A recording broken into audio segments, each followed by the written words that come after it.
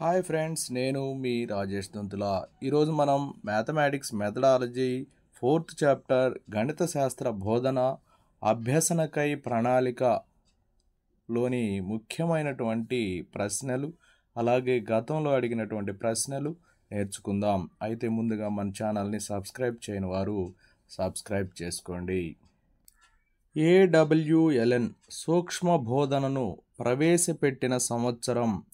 ఒకటి, ఏడబ్ల్యూఎల్ఎన్ సూక్ష్మ బోధనను ప్రవేశపెట్టిన సంవత్సరం. ఆప్షన్ 1 1936, 1963, 1962, 1964. సరైన సమాధానం 1963. 1963లో ఏడబ్ల్యూఎల్ఎన్ సూక్ష్మ బోధనను ప్రవేశపెట్టాడు. రెండవ ప్రశ్న, భారతదేశంలో సూక్ష్మ బోధనను డిడి తివారీ ప్రారంభించిన సంవత్సరం. 1 1976, 2 1968, 3 1967, 4 1966. సరైన సమాధానం 1967. భారతదేశంలో సూక్ష్మ బోధనను డిడి తివారీ ప్రారంభించిన సంవత్సరం 1967. మూడవ ప్రశ్న, తరగతి పరిమాణాన్ని, తరగతి కాలాన్ని, పాఠ్యాంశాన్ని తగ్గించి నిర్వచించే బోధనా వ్యూహమే సూక్ష్మ బోధన అని నిర్వచించినటువంటి విద్యావేత్త. 1 ఏడబ్ల్యూఎల్ఎన్, 2 క్లిఫ్ట్, 3 రాబర్ట్ బుష్, 4 ఈవ్. సరైన సమాధానం ఏడబ్ల్యూఎల్ఎన్. Option 1 is correct. తరగతి పరిమాణాన్ని, తరగతి కాలాన్ని, పాఠ్యాంశాన్ని తగ్గించి నిర్వచించే బోధనా వ్యూహమే సూక్ష్మ బోధన అని నిర్వహించినటువంటి విద్యావేత్త ఏడబ్ల్యూఎల్ఎన్. నాలుగో ప్రశ్న, సూక్ష్మ బోధనా విధానంలోని సోపానాల సంఖ్య. Option 1 4, option 2 5, option 3 6, option 4 7. సరైన సమాధానం 6. ఓకే, సూక్ష్మ బోధనా విధానంలోని సోపానాల సంఖ్య 6. ఐదవ ప్రశ్న, సూక్ష్మ బోధన చక్రంలో 5వ సోపానం ఏమిటి అని అడిగారు. సూక్ష్మ బోధన చక్రంలో 5వ సోపానం ఏంటని అడిగారు. ఆప్షన్ 1 బోధన, ఆప్షన్ 2 పునఃబోధన, ఆప్షన్ 3 పరిపృష్టి, ఆప్షన్ 4 పునఃపదక నిర్మాణము. సరైన సమాధానం పునఃబోధన. సూక్ష్మ బోధన చక్రంలో 5వ సోపానం పునఃబోధన. ఆరో ప్రశ్న, సూక్ష్మ బోధన చక్రంలో బోధన తర్వాత వచ్చే 2వ సోపానం ఏమిటి? సూక్ష్మ బోధన చక్రంలో బోధన తర్వాత వచ్చే 2వ సోపానం ఏమిటి అని అడుగుతున్నారు. ఆప్షన్ 1 పరిపుష్టి, ఆప్షన్ 2 పునఃబోధన, ఆప్షన్ 3 పదక నిర్మాణం, ఆప్షన్ 4 పునఃపదక నిర్మాణం. సరైన సమాధానం పునఃబోధన. సూక్ష్మ బోధన చక్రంలో బోధన తర్వాత వచ్చే 2వ సోపానం పునఃబోధన. ఏడవ ప్రశ్న, సూక్ష్మ బోధన వలన ఉపాధ్యాయ విద్యార్థికి కలగని ప్రయోజనం ఏమిటి అని అడిగారు. సూక్ష్మ బోధన వలన ఉపాధ్యాయ విద్యార్థికి కలగని ప్రయోజనం ఏమిటని అడిగారు.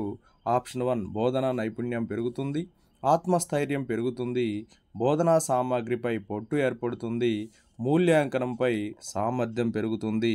సరైన సమాధానం మూల్యాంకనంపై సామర్థ్యం పెరుగుతుంది అనేది సూక్ష్మ బోధన వలన ఉపాధ్యాయ విద్యార్థికి కలగని ప్రయోజనం. బోధనా నైపుణ్యం పెరగటం, ఆత్మస్థైర్యం పెరగటం, బోధనా సామాగ్రిపై పట్టు ఏర్పడడం, ఇవన్నీ కూడా సూక్ష్మ బోధన వలన ఉపాధ్యాయ విద్యకు కలిగే ప్రయోజనాలు. అయితే మూల్యాంకనంపై సామర్థ్యం పెరుగుతుంది అనేది విద్యార్థికి కలగని ప్రయోజనంగా చెప్పుకుంటాం. డాక్టర్ బికే పాసి తన పుస్తకంలో తెలిపిన బోధనా నైపుణ్యముల సంఖ్య ఎంత అని అడిగారు. Option 1 31, option 2 12, option 3 13, option 4 14. సరైన సమాధానం 13. డాక్టర్ బికే పాసి తన పుస్తకంలో తెలిపిన బోధనా నైపుణ్యాల సంఖ్య 13. తొమ్మిదవ ప్రశ్న, పాఠ్య పథక రూపకల్పనలో సోపానాలను వివరించినటువంటి విద్యావేత్త ఎవరు? పాఠ్య పథక రూపకల్పనలోని సోపానాలను వివరించిన విద్యావేత్త ఎవరు? Option 1 Anderson, option 2 Herbert, option 3 Albert, option 4 Morrison. సరైన సమాధానం హెర్బర్ట్. హెర్బర్ట్ అనే అతను పాఠ్య పథక రూపకల్పనలో సోపానాలను వివరించాడు. 10వ ప్రశ్న, హెర్బర్ట్ సంబంధించినటువంటి పాఠ్య పథకంలోని సోపానాల సంఖ్య ఎంత? హెర్బర్ట్ సంబంధించిన పాఠ్య పథకంలోని సోపానాల సంఖ్య. Option 1 7, option 2 6, option 3 5, option 4 4. Herbert సంబంధించిన పాఠ్య పథకంలోని సోపానాల సంఖ్య 6. నెక్స్ట్ 11వ ప్రశ్న, హెర్బార్ట్ పాఠ్యపథక రచనలోని 5వ సోపానం ఏమిటి అని అడుగుతున్నారు. 1 సమర్పణ, 2 పునర్విమర్శ, 3 సన్నాహం, 4 అన్వయం. సరి అయిన సమాధానం అన్వయం. హెర్బార్ట్ పాఠ్యపథక రచనలోని 5వ సోపానం అన్వయం. 12వ ప్రశ్న, సాధారణీకరణం సోపానం అనేది హెర్బార్ట్ పాఠ్యపథక సోపానాల్లో ఈ వరుస క్రమ సంఖ్యకు సంబంధించినది అని ఇచ్చారు. Option 1 3, option 2 4, option 3 6, option 4 5. సరైన సమాధానం ఆప్షన్ 2 4. సాధారణీకరణం అనేది 4వ సోపానాని కిందకి వస్తుంది. నెక్స్ట్, హెర్బార్ట్ సోపానాల సరైన క్రమము అని చెప్పి అడిగారు. ఏ సంసర్గము, బి అన్వయము, బి సి సమర్పణ, డి పునర్విమర్శ, ఈ సన్నాహం, ఎఫ్ సాధారణీకరణము. సరైన సమాధానం మనం గమనించినట్లయితే సన్నాహము, సమర్పణ, సంసర్గము, సన్నాహము, సమర్పణ, సంసర్గము, సాధారణీకరణము, అన్వయము, పునర్విమర్శ. మరొకసారి చూడండి, సన్నాహము, సమర్పణ, సంసర్గము, సాధారణీకరణము, అన్వయము, పునర్విమర్శ. So option 4 is correct. సన్నాహము, సమర్పణ, సంసర్గము, సాధారణీకరణము, అన్వయము, పునర్విమర్శ అనేవి హెర్బార్ట్ సోపానాల్లో సరైన క్రమంగా చెప్పుకుంటాం. 14వ ప్రశ్న, పాఠ్యపథక రచనలో మొట్టమొదటిసారిగా ఒక క్రమబద్ధమైన విధానాన్ని ప్రవేశపెట్టిన విద్యావేత్త ఎవరు అని అడిగారు. 1 ప్రిస్టన్, 2 మోరిసన్, 3 బ్లూమ్స్, 4 హెర్బార్ట్. సరి అయిన సమాధానం హెర్బార్ట్. హెర్బార్ట్ అనేటువంటి విద్యావేత్త పాఠ్యపథక రచనలో మొట్టమొదటిసారిగా ఒక క్రమబద్ధమైన విధానాన్ని ప్రవేశపెట్టాడు. 15వ ప్రశ్న, పాఠ్యపథక రూపకల్పనలో ప్రవేశ వ్యాసక్తులకు సంబంధించని అంశము ఏది అని అడిగారు. 1 పూర్వజ్ఞానాన్ని పరీక్షించటం, 2 ఉన్ముఖీకరణము, 3 విషయ సమర్పణ, 4 శీర్షిక ప్రకటన. సరి అయిన సమాధానం విషయ సమర్పణ. పాఠ్యపథక రూపకల్పనలో ప్రవేశ వ్యాసక్తులకు సంబంధించని అంశము విషయ సమర్పణ. 16వ ప్రశ్న, పర్యవసాన వ్యాసక్తులకు సంబంధించని అంశం ఏది అన్నారు. 1 అన్వయము, 2 పునర్విమర్శ, 3 విషయాభివృద్ధి, 4 నియోజనాలు. సరి అయిన సమాధానం విషయాభివృద్ధి. పర్యవసాన వ్యాసక్తులకు సంబంధించని అంశం విషయాభివృద్ధి. 17వ ప్రశ్న, పాఠ్యపథక రచనకు సంబంధించి హెర్బార్షియన్ సోపానాల్లో సాధారణీకరణ సోపానానికి ముందు గల సోపానం ఏంటి అని అడిగారు. 1 పునర్విమర్శ, 2 అన్వయం, 3 విషయ విశదీకరణ, 4 సంసర్గము. సంసర్గం అనేది సరైన సమాధానం. ఇది 2012 స్కూల్ అసిస్టెంట్ డిఎస్సి ఎగ్జామ్లో ఇవ్వడం జరిగింది. పాఠ్యపథక రచనకు సంబంధించి హెర్బార్షియన్ సోపానాల్లో సాధారణీకరణ సోపానానికి ముందుగల సోపానం సంసర్గము. 18వ ప్రశ్న, శోధించే ప్రశ్నల ఉద్దేశము కానిది అని అడిగారు. 1 పాఠ్యాంశం గురించి విద్యార్థి అవగాహనను స్పష్టపరచడం, 2 ఒక్కొక్క స్థాయిలో ప్రశ్నించడం ద్వారా విద్యార్థుల నుండి సరి అయిన సమాధానం రప్పించటం, 3 విద్యార్థి ఎక్కువ మార్కులు పొందేలా చూడడం, 4 విద్యార్థులలో లోతైన అవగాహనను పెంపొందించడం. సరైన సమాధానం విద్యార్థి ఎక్కువ మార్కులు పొందేలా చూడటం. శోధించే ప్రశ్నల ఉద్దేశం కానిది విద్యార్థి ఎక్కువ మార్కులు పొందేలా చూడటం అనేది శోధించే ప్రశ్నల ఉద్దేశం కాని విషయం. 19వ ప్రశ్న, వ్యవస్థీకరణ, వల్లెవేయడం అనేవి ఈ నమూనా అందలి చివరి 2 సోపానాలు. 1 మోరిసన్ నమూనా, 2 బ్లూమ్స్ నమూనా, 3 ఆర్సిఎం నమూనా, 4 హెర్బార్షియన్ నమూనా. సరైన సమాధానం మోరిసన్ నమూనా. వ్యవస్థీకరణ, వల్లెవేయడం అనేవి మోరిసన్ నమూనా అందలి చివరి 2 సోపానాలు. 20వ ప్రశ్న, హెర్బార్ట్ పాఠ్యపథక దశల యందు 2వ సోపానం ఏంటని అడిగారు. హెర్బార్ట్ పాఠ్యపథక దశల యందు 2వ సోపానం ఏంటని అడిగారు. 1 సంసర్గం, 2 సాధారణీకరణం, 3 అన్వయం, 4 సమర్పణ. హెర్బార్ట్ పాఠ్యపథక దశల యందు రెండవ సోపానం సమర్పణ. Option 4 is correct. నెక్స్ట్ 21వ ప్రశ్న, బోధనా ప్రణాళికలో అంతర్భాగం కానిది ఏది అని అడిగారు. బోధనా ప్రణాళికలో అంతర్భాగం కానిది ఏదని అడిగారు.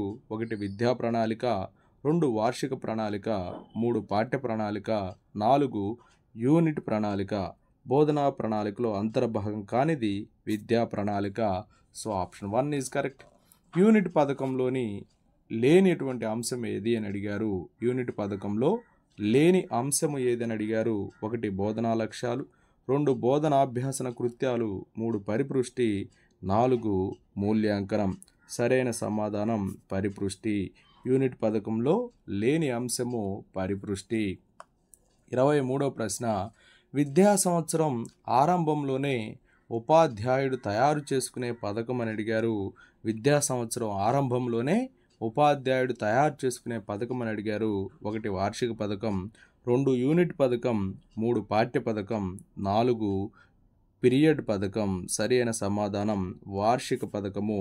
విద్యా సంవత్సరం ఆరంభంలో ఉపాధ్యాయుడు తయారు చేసుకునే పథకము వార్షిక పథకము. 24వ ప్రశ్న, వార్షిక పథకమునకు చెందని అంశము అని అడిగారు. 1 నెలవారీగా పూర్తి చేయవలసిన సిలబస్ ఉంటుంది. 2 మూల్యాంకనం జరుపుటకు పని దినాలను దృష్టిలో ఉంచుకోవాలి. 3 బోధన అభ్యసన సామాగ్రి లభ్యమయ్యే కాలాన్ని బట్టి యూనిట్లను ఎంచుకోవచ్చు. 4 పీరియడ్ పథకంలోని అన్ని అంశాలు పొందపరచబడతాయి. సరి అయిన సమాధానం పీరియడ్ పథకంలోని అన్ని అంశాలు పొందపరచబడతాయనేది వార్షిక పథకమునకు చెందని అంశము. నెలవారీగా పూర్తి చేయవలసిన సిలబస్ ఉంటుంది. మూల్యాంకనం జరుపుటకు పని దినాలను దృష్టిలో ఉంచుకోవాలి. బోధనాభ్యాసన సామాగ్రి లభ్యమయ్యే కాలాన్ని బట్టి యూనిట్లను ఎంచుకోవచ్చు. ఇవన్నీ కూడా వార్షిక పథకమునకు చెందే అంశాలైతే పీరియడ్ పథకంలోని అన్ని అంశాలు పొందుపరచబడతాయి అనేది వార్షిక పథకమునకు చెందని అంశము. 25వ ప్రశ్న, యూనిట్ ఒక సమస్య సంబంధిత అర్థవంతమైన వ్యాసక్తుల పరంపర అని నిర్వచించిన విద్యావేత్త ఎవరు అని చెప్పి అడిగారు. యూనిట్ ఒక సమగ్ర సంబంధిత అర్థవంతమైన వ్యాసక్తుల పరంపర అని నిర్వచించిన విద్యావేత్త ఎవరని అడిగారు. 1 ప్రెస్టన్, 2 బైనింగ్ అండ్ బైనింగ్, 3 హెర్బార్ట్, 4 శాంపోర్ట్. సరైన సమాధానం హెర్బార్ట్. యూనిట్ ఒక సమగ్ర సంబంధిత అర్థవంతమైన వ్యాసక్తుల పరంపర అని నిర్వచించిన విద్యావేత్త హెర్బార్ట్.